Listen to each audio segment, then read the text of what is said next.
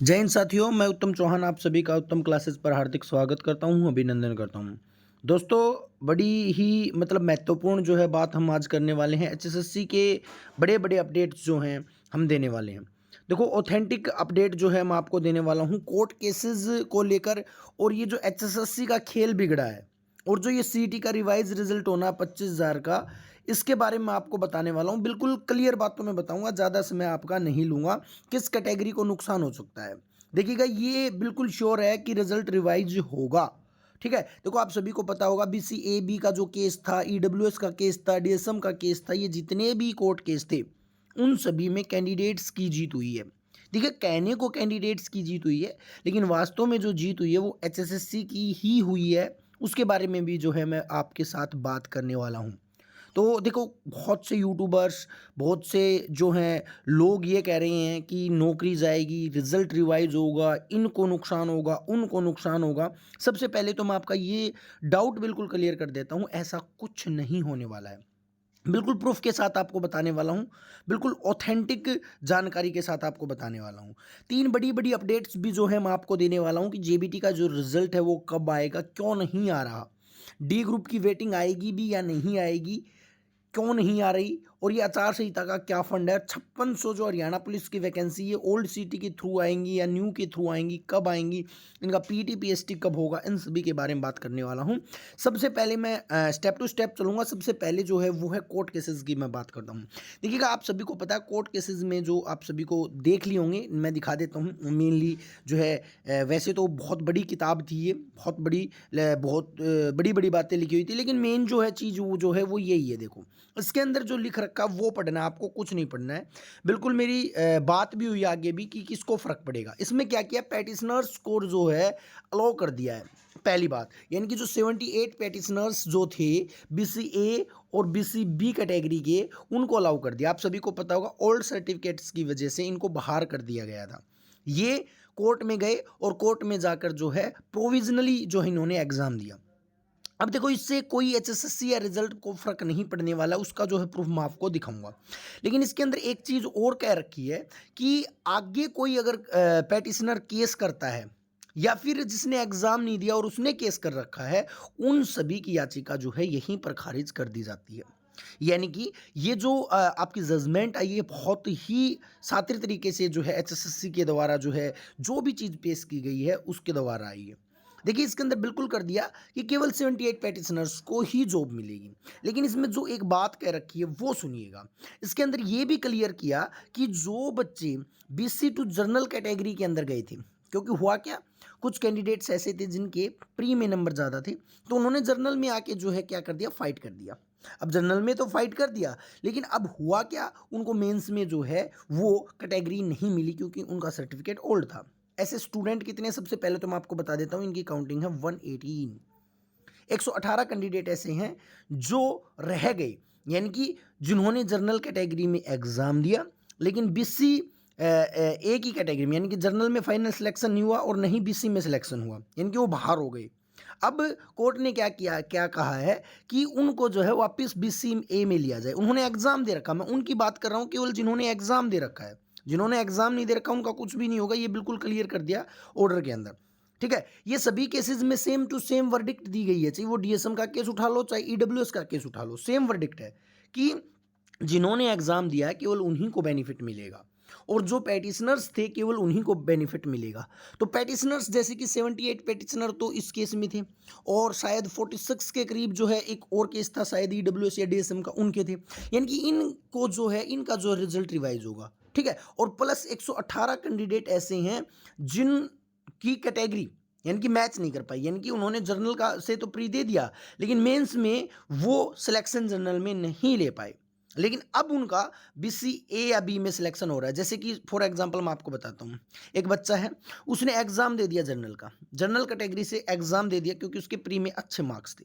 लेकिन मेंस में क्या हुआ, मेंस में उसके नंबर आए गए 68, मैं ग्राम सी के लिए बात कर रहा हूँ। अब जनरल की लिस्ट गई 72 और बीसीए की गई 64। अब इस बच्चे का कहीं पर सिलेक्शन नहीं हुआ क्योंकि इसने जर्नल में एग्जाम दिया था ये बीसीए का, लेकिन एग्जाम किस में दिया, जर्नल में दिया।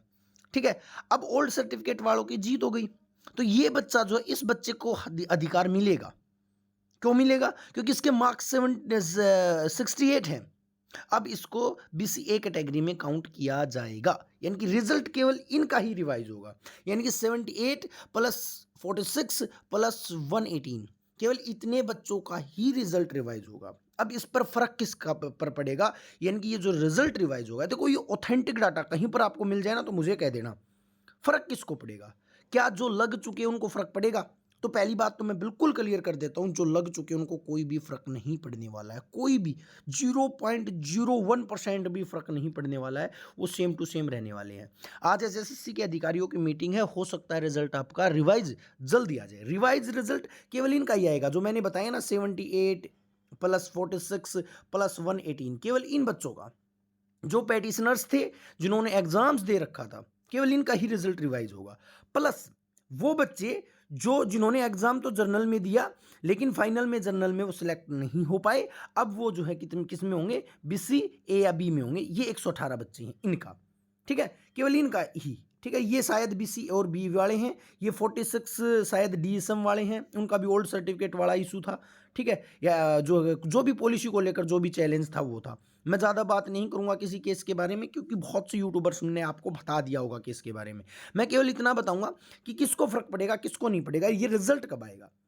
आज मीटिंग है, आज HSSC की मीटिंग है। बहुत से बच्चे ये कह रहे हैं कि जो है HSSC जो है LPA में जाने वाली है, LPA में इसको चैलेंज करने वाली है। ऐसा कुछ नहीं है। ये जितने भी ऑर्डर आए हैं ये HSSC की सहमति से आए हैं, पूरी की पूरी सहमति HSSC की थी, और HSSC ने पहले ही सरकमटेंसेज को देखते हुए रिजल्ट तैयार कर रखा है। मैं आपको गारंटी के साथ बता देता हूँ, देखो मैं कोई प्रूफ नहीं दिखाऊंगा, लेकिन ये बात बिल्कुल है कि जैसे कि BCA वाले बच्चे थे उनकी पोस्ट रिजर्व रख रखी है, DSM के कैंडिडेट थे उनकी पोस्ट रिजर्व रख रखी है, या फिर EWS के कैंडिडेट थे उनकी पोस्ट रिजर्व रख रखी है।